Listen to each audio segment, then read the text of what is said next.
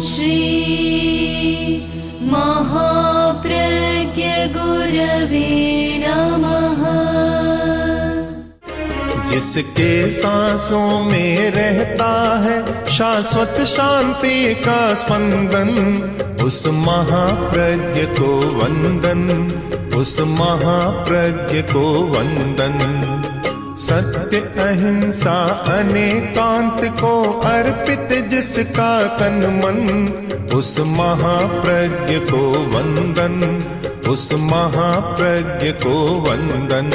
जिसके सांसों में रहता है शाश्वत शांति का स्पंदन, उस महाप्रज्ञ को वंदन, उस महाप्रज्ञ को वंदन।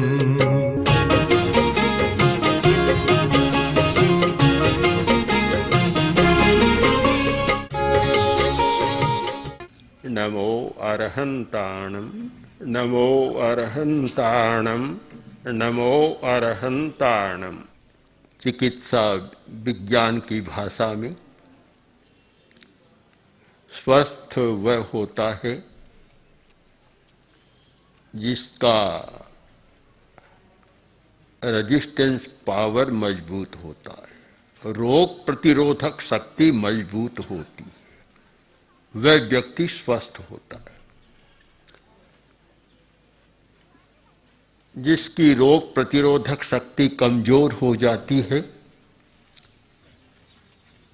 वह व्यक्ति बार बार बीमारी से आक्रांत होता रहता है। इस सच्चाई को सब लोग जानते हैं कि बीमारी के कीटाणु हर व्यक्ति के शरीर में होते हैं। जर्म्स भी, वायरस भी, बड़ी भयंकर बीमारियों के, छोटी बीमारियों के, ये सारे कीटाणु या वायरस शरीर में भरे रहते हैं। किंतु जब तक रोग प्रतिरोधक शक्ति, इम्यूनिटी सिस्टम मजबूत होता है, वे आक्रमण नहीं कर सकते। व्यक्ति स्वस्थ रहता है।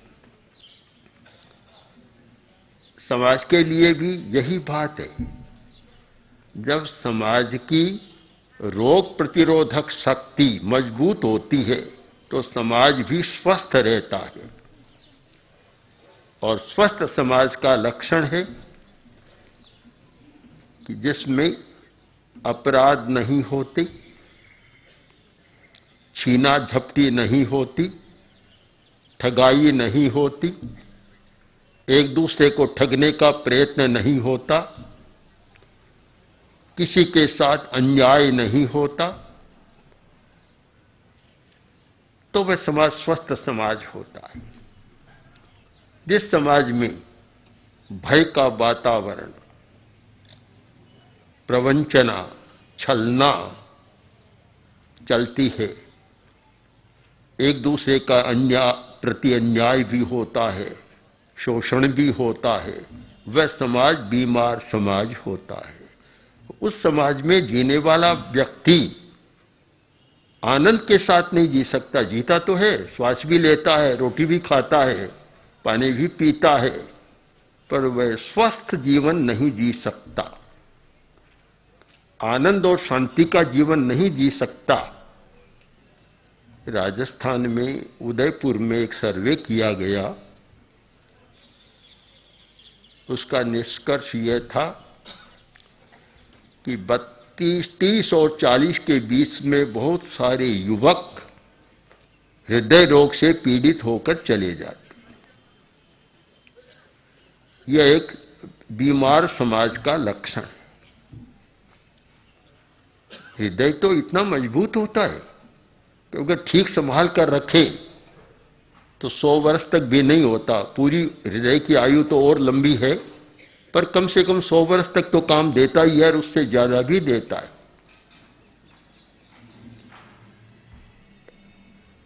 कारण कि समाज स्वस्थ नहीं है, भय और तनाव इतना ज्यादा है कि व्यक्ति जल्दी बीमार पड़ जाता है। दिल्ली से डॉक्टर मनचंदा, जो all India medical institute cardiology विभाग के अध्यक्ष थे, अब निवृत्त हुए, आए।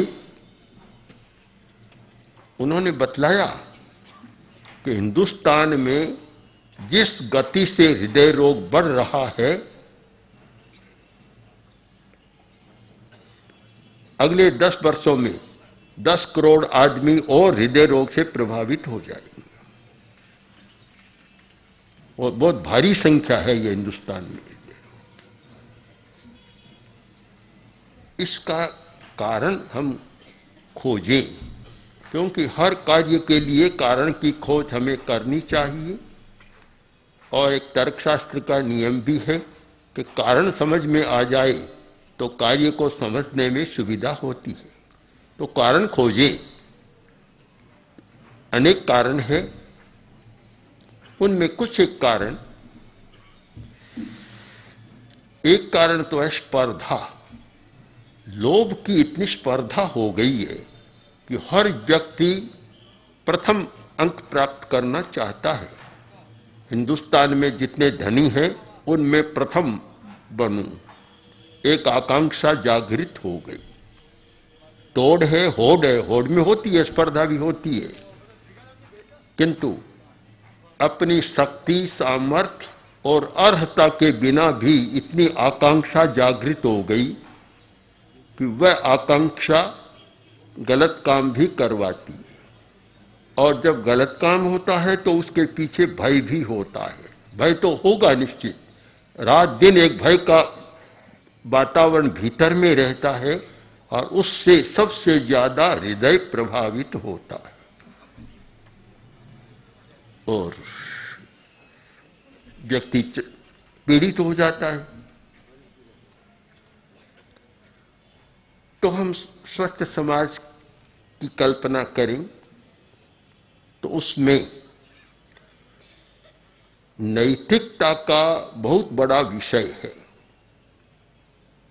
ईमानदार व्यक्ति, स्वस्थ व्यक्ति दीर्घ काल तक स्वस्थ रह सकता है, रोग मुक्त रह सकता है और अच्छा काम कर सकता है और आनंद का जीवन जी सकता है, शांति का जीवन जी सकता है।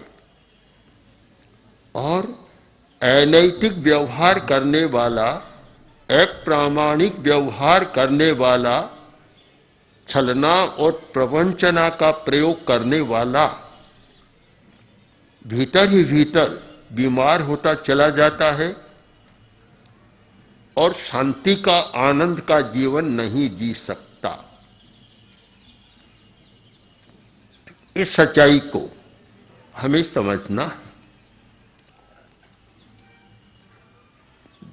धर्म एक ऐसी खोज है कि व्यक्ति को इन सब बुराइयों से बचा सके। हमारे सामने प्रश्न है कि धर्म कहाँ से शुरू करें, कहाँ से प्रारंभ होता है धर्म का। धर्म के पहले बिंदु को पकड़े।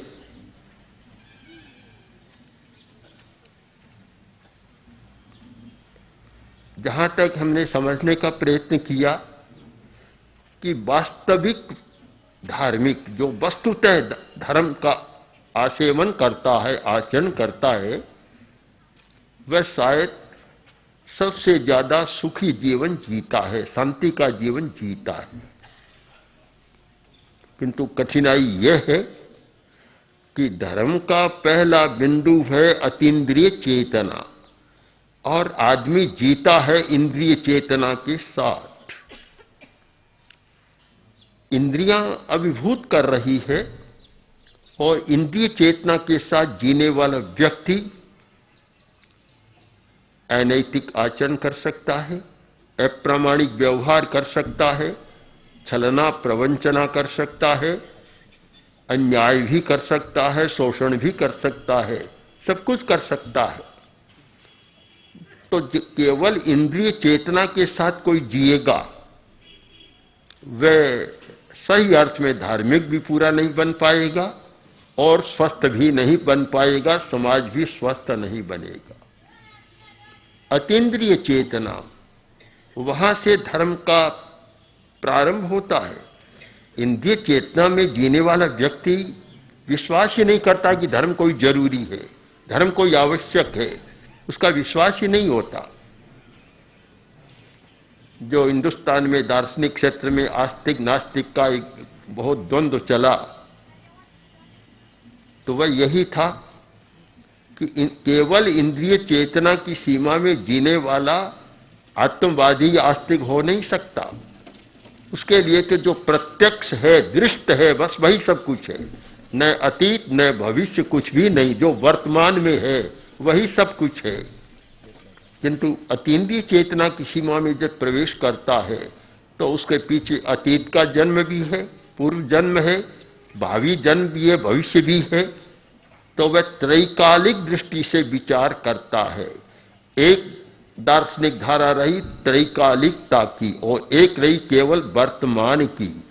जो वर्तमान में है उसका यही होता है कि खूब कमाओ, खाओ, पियो, मौज करो, आनंद में रहो, बस। इससे आगे कुछ भी नहीं है। न कोई आत्मवाद, न कोई कर्मवाद, न कोई धर्म, न कोई अधर्म, कुछ भी नहीं होता। केवल पदार्थ की परिक्रमा और पदार्थ के साथ जीना, इतना होता है। जब अचिंत्य चेतना में व्यक्ति प्रवेश करता है, इंद्रियों से ऊपर उठता है, तब उसकी सारी स्थिति बदल जाती है। और समाज को स्वस्थ रखने के लिए नैतिकता जरूरी, और नैतिकता के लिए इंद्रिय चेतना से ऊपर उठना जरूरी, और उसे कह सकते हैं इंद्रिय विजय करना जरूरी। महामत्य चाणक्य ने एक शासक के लिए लिखा कि शासक को जितेंद्रिय होना चाहिए। साधु के लिए एक विशेषण आता है जितेंद्रिय, इंद्रियों पर विजय पाने वाला। किंतु महामत्य चाणक्य जो राजनीति के शिखर पुरुष थे और भारतीय राजनीति में शायद प्रथम व्यक्ति हुए हैं, उन्होंने कौटिल्य अर्थशास्त्र लिखा, चाणक्य सूत्र लिखा, चाणक्य नीति लिखी। उसमें यही निर्देश मिलता है कि जितेंद्रिय, शासक को जितेंद्रिय होना चाहिए। इसका मतलब है कि जितेंद्रिय हुए बिना, इंद्रियों की सीमा से बाहर गए बिना कोई भी शासक अच्छा शासन नहीं कर सकता। तो धार्मिक की बात तो और आगे है। जितेंद्रिय हुए बिना अच्छा धार्मिक भी नहीं बन सकता। जिस व्यक्ति ने कोई इंद्रियों पर विजय पाने का प्रयत्न नहीं किया तो अच्छा कैसे बनेगा। मुनि के लिए तो जरूरी है ही कि जितेंद्रिय होना। जो जितेंद्रिय नहीं है वह मुनि होकर भी वास्तव में मुनि नहीं रह सकता, नहीं हो सकता। धर्म का पहला पाठ है जितेंद्रियता, इंद्रियों पर विजय पाना और इंद्रियों की चेतना से ऊपर उठना। जो इंद्रियों की चेतना के साथ जीता है वह स्वयं स्वस्थ नहीं हो सकता और वैसा समाज भी स्वस्थ नहीं हो सकता। बहुत कठिन काम है इंद्रिय विजय। सरल कहना तो सरल है, पर विजय पाना बड़ा मुश्किल है। क्योंकि इंद्रियों के स्पंदन, इंद्रियों के जो प्रकंपन और तरंगे जब भीतर में उठती है, उस समय व्यक्ति अपने पर कंट्रोल रख नहीं सकता। बड़ी कठिनाई होती है।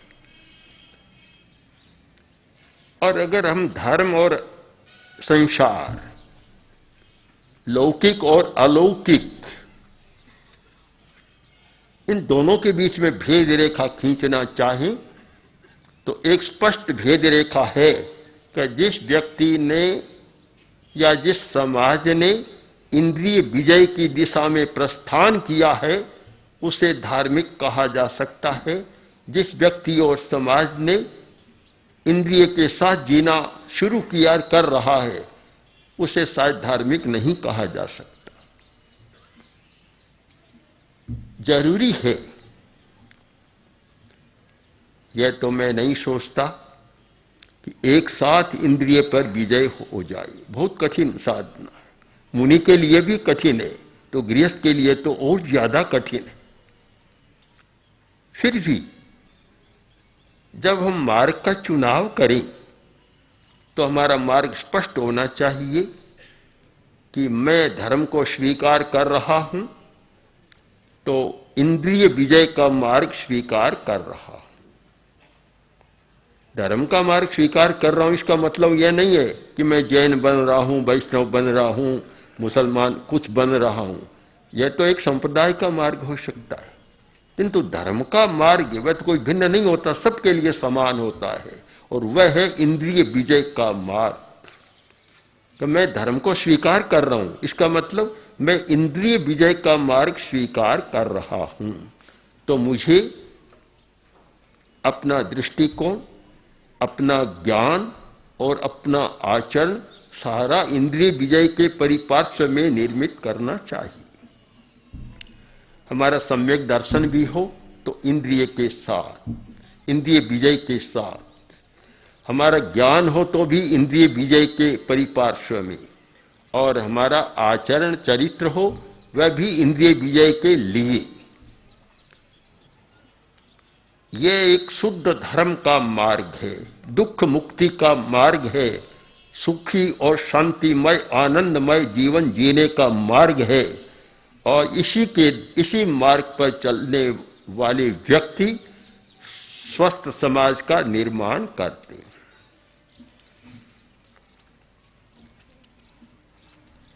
हम चिंतन करें कि वर्तमान में धर्म की हमारी अवधारणाएं कैसी है। शायद जितनी बाहर की है उतनी भीतर की नहीं है। बाहर में तो बहुत अच्छा लग रहा है, भीतर में नहीं है। ये सारा अनैतिक व्यवहार, अनैतिकता एक बाहरी दर्शन के कारण होती है, क्योंकि सब बाहर चलते हैं, भीतर में नहीं है। बाहर और भीतर में बड़ा अंतर होता है। बाहर की एक धारणा, लालसा, कामना, अवधारणा अलग होती है, और व्यक्ति सत्य को भी देखता है तो वह सत्य भी कंसेप्चुअल ट्रूथ, एक मान्यता का सत्य होता है, यथार्थ का सत्य नहीं होता। जब भीतर जाता है, भीतर देखना शुरू करता है, तब उसे कुछ पता लगता है कि दुनिया एक और है, और वह आनंद की दुनिया है, शांति की दुनिया है, और वह स्वास्थ्य की दुनिया है जहां व्यक्ति पूर्ण स्वस्थ रह सकता है।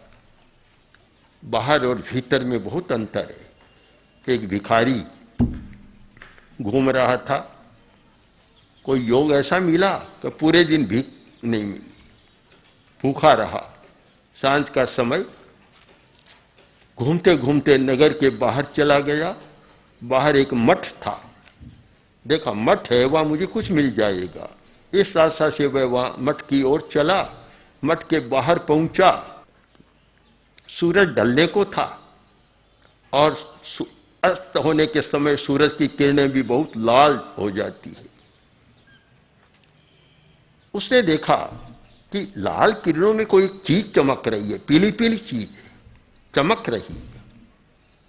उसके पास गया, देखा एक कटोरा पड़ा है, हाथ में उठाया तो ये पीला है, सोने का, ये तो सोने का कटोरा है।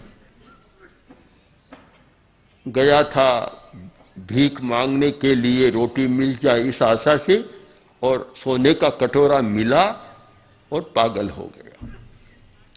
और बस पागलपन में बोलने लगा, सोने का कटोरा किसने फेंका, सोने का कटोरा किसने फेंका। बस एक प्रकार का पागलपन सिर पर सवार, रट लगा रहा है, घूम रहा है। मठ में एक सन्यासी था, उसने देखा कि बेचारा पागल हो गया है, तो सन्यासी ने कहा, भीतर आओ, भीतर आओ, भीतर आओ, 3 बार आवाज दी। उसने मुझे बुला रही हैं। भीतर जाने लगा, वो जैसे ही मठ के दरवाजे पर पैर रखा और उसने भी कटोरा फेंक दी।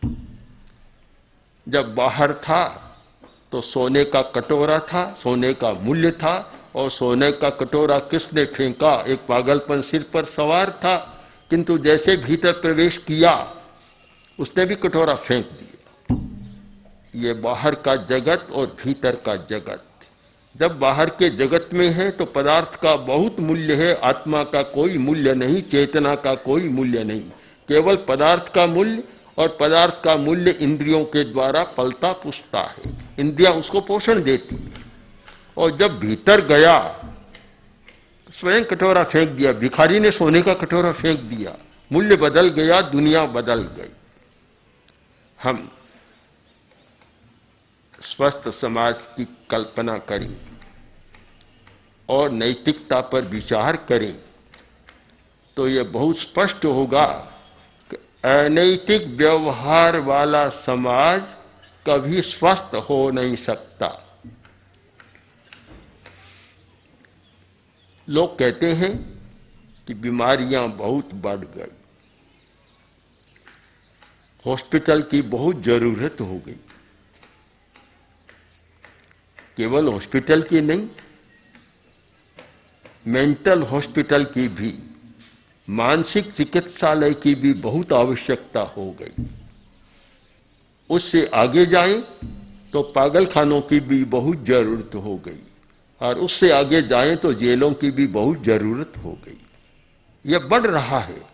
अमेरिका के एक अधिकारी ने कहा था कि यहाँ मनोरोगी बढ़ गए हैं, मानस चिकित्सालय की बहुत जरूरतें कम पड़ रही हैं, और जेलें भी कम पड़ रही हैं। यह जेल का विस्तार क्यों होता है? यह बीमार समाज का लक्षण है।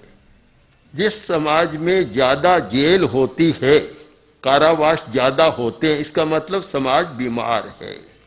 अगर स्वस्थ समाज है तो कारावास ज्यादा नहीं बढ़ेंगे। और जिस समाज में जहां पागलखाने ज्यादा होते हैं तो समझ लो वह समाज बीमार समाज है, जहां व्यक्ति पागल बन जाते हैं। और जहां मानस चिकित्सालय, मेंटल हॉस्पिटल भी ज्यादा होते हैं, वह भी स्वस्थ समाज का लक्षण नहीं है। और जहां सामान्य हॉस्पिटल भी ज्यादा होते हैं तो समझ लो कि कहीं न कहीं समाज का स्वास्थ्य गड़बड़ाया हुआ है।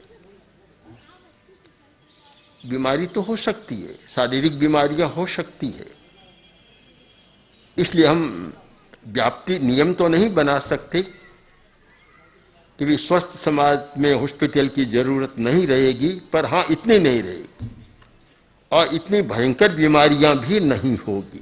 बड़ी बीमारियां वह बीमारी मानसिक बीमारी के कारण होती है या अनैतिकता के कारण होती है।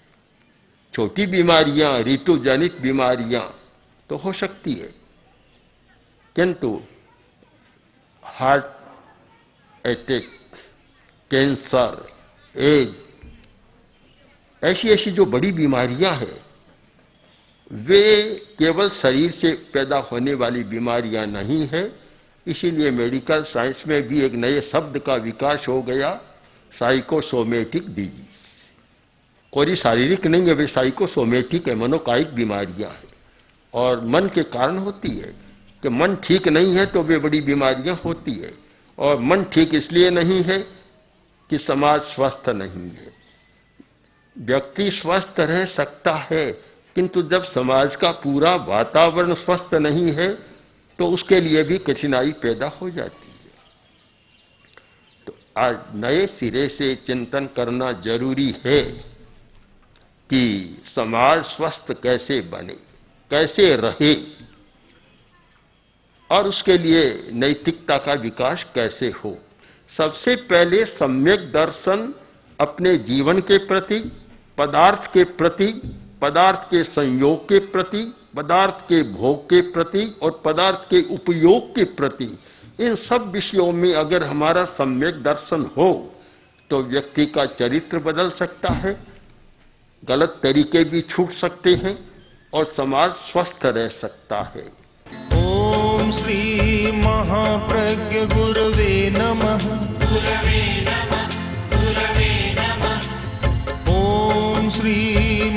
महाप्रज्ञ गुरवे नमः। ओम श्री महाप्रज्ञ गुरवे